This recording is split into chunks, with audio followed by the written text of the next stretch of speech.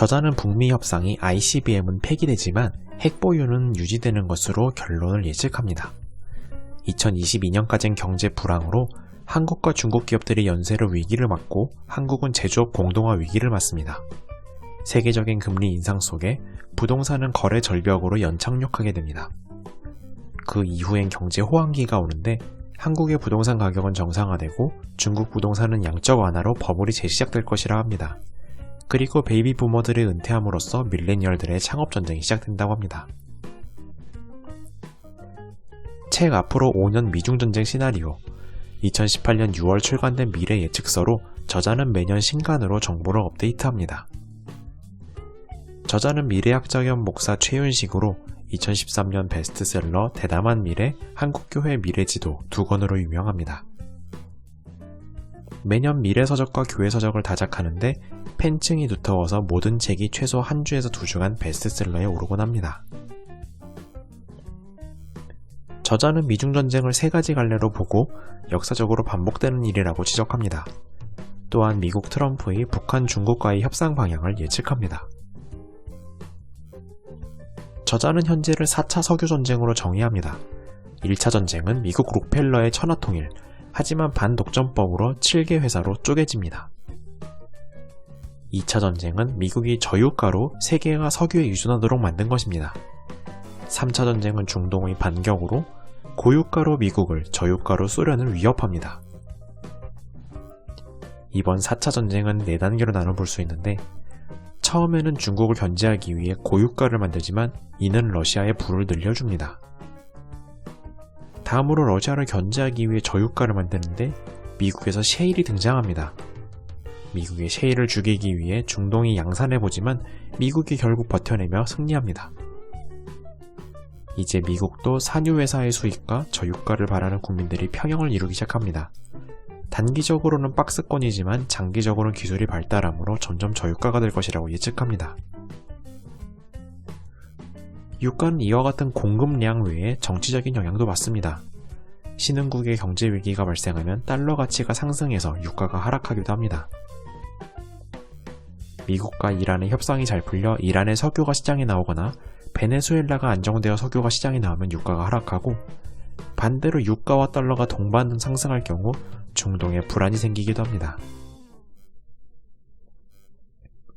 다음으로 저자는 현재를 2차 무역전쟁으로 정의합니다.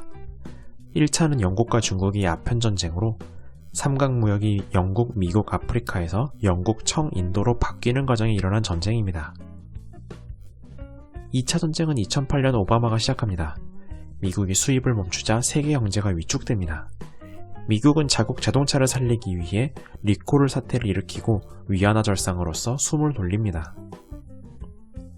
비관세와 기술 표준 장벽이 보호무역의 수단이 되어서 한국의 전자와 식이약품이 얻어맞습니다. 미국은 중국만 때리지 않는다는 명분으로 한국, 일본, 유럽의 동맹국도 때리기 시작합니다. 저자는 미중의 대응카드는 제한되고 본 게임인 통화금융전쟁의 전초전임을 짚습니다. 중국에게 위안화 절상은 수출 기업이 피해를 입고 관세 장벽은 수입 기업이 피해를 입습니다. 미국이 국채를 팔아봐야 외환 보유율 감소와 금리 인상 압박을 불러오고 농산물을 규제해봐야 중국이 축산업이 타격을 받습니다. 애플, 폭스콘 등을 규제해도 역시 중국에 일자리 타격을 줄 뿐입니다. 중국의 철강은 영국과 호주의 합작회사 BHPD가 공급을 장악 중이고 중국의 식품시장도 영미 자본의 투기에 서구화로 연결지수가 높아져 가고 있습니다. 미국의 철강 관세는 소수의 철강인을 살리고자 다수의 자동차 송유관 산업에 해악을 주는 방법입니다. 4차 산업 버블이 오기까지 제조업 리슈어링과 유대자본 지원 사격을 받기로 결정했습니다. 미국의 정부는 인프라 투자를 통해서 화폐 가치를 하락시키고 명목소득을 늘리고 증세를 노리고 있습니다. 인프라 투자에 부작용이 생길 쯤에는 주식 버블로 메꿀 계획이라고 합니다. 다음으로 저자는 현재를 3차 통화전쟁으로 정의합니다. 잠시의 전쟁이 아니라 미국과 중국의 상호 의존이 끝나면서 갈라서는 20년의 과정이라고 합니다. 미국의 2008년 위기 이후 기나긴 제로금리를 끝내고 금리가 점차 인상되기 시작합니다. 경제의 혹한이 지난 뒤엔 밀레니얼 신세대들의 창업전쟁과 경제호황이 기다린다고 합니다. 한국의 원화 환율은 큰일이 있어도 1,100원에서 등락폭을 가집니다. 저자는 미국의 금리 인상을 전제로 단기적인 외자 유출 환율 상승을 예측합니다. 여기에 미국 연준이 자산 버블을 잘 관리해낼 것을 예측해 40원 정도의 소폭을 예상합니다. 실제로 2017년엔 저환율, 2019년은 고환율이었지만 40원 정도의 폭이었습니다. 저자는 결국 승부처를 금융전쟁으로 확신합니다. 2008년 위기 때 외국 자본이 중국으로 블랙홀처럼 들어갔지만 이는 미국이 전통적으로 금융시장을 열고 거품을 키워서 터뜨리는 방법이었습니다. 현재 중국에 들어간 3조 달러 중 2조 달러에 달하는 한머니가 썰물처럼 빠지기를 대기 중입니다. 중국의 GDP 대부분이 정부 자산으로 중국에게 부동산의 붕괴는 곧 국가의 붕괴입니다. 2015년부터 무역대금을 위안화하고 외환이동을 제한하기 시작합니다.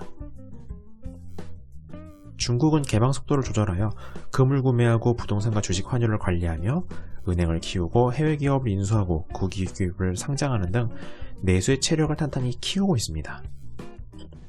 이에 따라서 저자는 금융전쟁은 4가지 결론이 기다리고 있다고 합니다.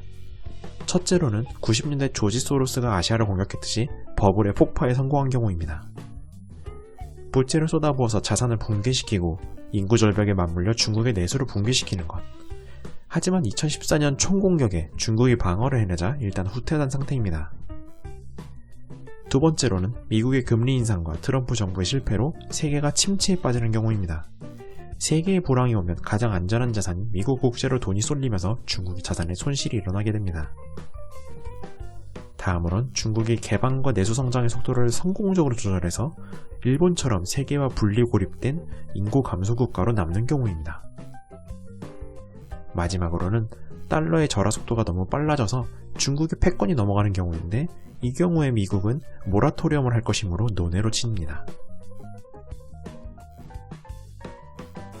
저자는 남북미 협상이 열리기 최적의 시기라고 합니다. 미국이 아니라 북한의 민심을 두려워하는 실용주의자 김정은이 집권해 100 또는 0이 아닌 최선값을 추구한다고 합니다. 북미의 기싸움을 열어줄 중재자 한국이 등장했기 때문에 남북미가 친해지고 한국과 중국이 멀어집니다. 북한의 약점인 원유값이 오르자 친러하게 되고 이로써 남북러가 친해지고 한국과 중동이 멀어집니다. 북한의 요구사항은 꾸준하게 한국 내의 전술핵 공개, 주한미군도 사찰, 북한에 대한 불가침 원칙입니다. 북한이 요구하는 새로운 길은 중국을 제재에서 이탈시켜 친중 저성장에 만족하는 방법입니다. 저자는 남북미 협상의 균형점을 예측해봅니다.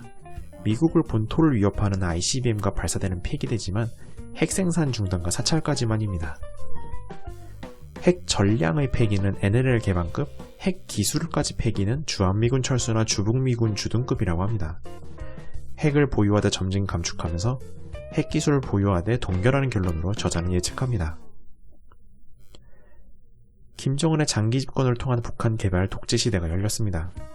북한의 급변 사태도 연방제 통일도 이제는 불가능해졌고 북한과 개방하여 공존하는 방법밖에 없습니다. 타 정상국가 우리나라처럼 핵 농축만 없이 주기적인 사찰을 받으면 원자력도 허용될 것이고 미사일 거리를 제한하고 우주 개발용만 발사한다면 발사대도 제시 허용될 것입니다. 중국의 개방기처럼 연 6에서 10% 성장률로 민심을 사서 장기 집권하려 할 것인데 국제사회의 관심을 계속 사야만 생명이 안전하기 때문에 계속 말썽을 일으킬 것이라고 합니다. 저자는 근미래 중국에 정치 경제적 위기가 온다고 합니다. 공청단의 수녀인 리커창보다 공청단과 상해방의 지지를 고루받아 시진핑이 당선되었습니다. 시진핑은 자기 가족을 핍박했던 태자당과 상해방을 견제하는 듯하지만 최종 목표는 전임자인 장쩌민과 후젠타오의 세력을 치우는 것입니다. 복지 사각지대의 농민고, 도시의 대졸 실업자들의 불만이 현재 불안 요소인데 2022년 3연임을 행동으로 옮길 때가 상업 영역과 부동산 버블이 터질 무렵입니다. 도시의 공실률을 줄이기 위해 농민들을 도시로 이주시키겠다 하지만 이는 공급 과잉과 인구 절벽의 위기를 좀 미래로 늦춘 것에 불과합니다. 소득 대비 부동산 값이 상위권이라서 중국의 도시 물가와 서민 대출이 급증하고 있는데 은행과 그림자 금융 대출이 GDP 60%까지 증가해 서브프라임의 5배에 달합니다. 상위 10% 부자의 저축액이 전체의 70%로 이들의 해외 자본 유출을 막으려고 노력하고 있습니다. 1대1로로 규모의 경제를 모색 중이지만 저개발 국가들의 빚잔치가 드러난 이후 막히고 있습니다. 저자는 이런 단기적 외에도 근본적인 문제들이 있다고 합니다. 3대 적폐 세력, 혁명가문, 국유기업, 그림자 금융그룹 등을 청산하여 일자리, 부의 분배, 복지를 통해 중산층을 형성하지 못하면 중진국의 함정에 빠진다고 합니다. 트럼프는 2020년 미중전쟁, 미북협상, 민주당 도발 3가지 판을 깔아서 무난히 재선할 것으로 예측됩니다. 시진핑은 2022년 위기 이후에 성장률이 꺾이면서 지지율에도 위기가 찾아올 것이라고 합니다. 시진핑은 중국의 독재, 부의 분배, G1으로의 등극을 원하지만 트럼프는 중국의 민주화, 양극화, G2의 유지를 바랍니다. 현실적으로 저자는 독재, 양극, G2 체제가 더 이어질 것이라고 예측합니다. 저자는 미래 연표를 그려봅니다. 먼저 2018년부터 2022년까지의 경제위기입니다.